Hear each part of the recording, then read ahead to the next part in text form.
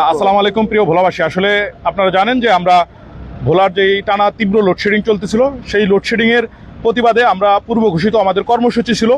সেই কর্মসূচি অনুযায়ী আমরা আজকে আমাদের কর্মসূচি পালন করেছি এবং কর্মসূচি শেষ করে আমরা একটি প্রতিনিধি দল পল্লী বিদ্যুতে এসেছি। তো পল্লী বিদ্যুতের কাছ থেকে আমরা জানতে চেয়েছি যে আসলে কি কারণে তারা ভোলায় নিরবচ্ছিন্ন বিদ্যুৎ দিতে পারতেছে না। তারা আমাদেরকে তাদের যেই টেকনিক্যাল ফল্টগুলো দেখাইছে, নানান ধরনের অজুপাটিকর দুর্বলতা দেখাইছে। আমরা তাদেরকে স্পষ্ট ভাষায় বলছি যে দেখেন, আপনাদের মধ্যে যেই কাদা ছড়াছড়ি সেটা আমরা শুনতে চাই না। আপনারা কবে নাগাদ আমাদের যেই বিদ্যুতের লাইন নিরবিচ্ছিন্ন বিদ্যুৎ সংযোগ সেবা সেটা আমাদেরকে দিতে পারবেন। তারা আমাদেরকে একটা সময় নির্ধারণ করে দিয়েছে, সেটা হচ্ছে আগামী 10 তারিখের মধ্যে তারা তাদের যেই বিদ্যুতের সমস্যা রয়েছে সব সমাধান করে 10 তারিখের পর থেকে তারা আমাদেরকে নিরবিচ্ছিন্ন বিদ্যুৎ আমাদেরকে সরবরাহ করবে।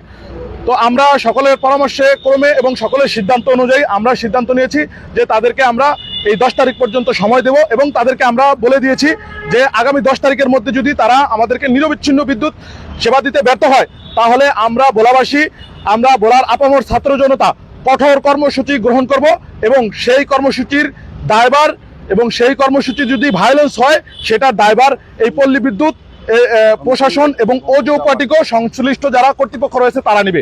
সেই দায়ভার আপামর জনগণের থাকবে না। তো আমরা সেই কথার উপরেই ভিত্তি করে আমরা আমাদের আজকের কর্মসূচি এখানেই সমাপ্ত করছি। ইনশাল্লাহ আগামী 10 তারিখের পরে যদি তারা কোনো ধরনের ছলচাতুরি, কোনো ধরনের প্রতারণার আশ্রয় নেয়, আবার আপনাদের সাথে রাজপথে আমাদের দেখা হবে। সকলকে ধন্যবাদ। আসসালামু আলাইকুম।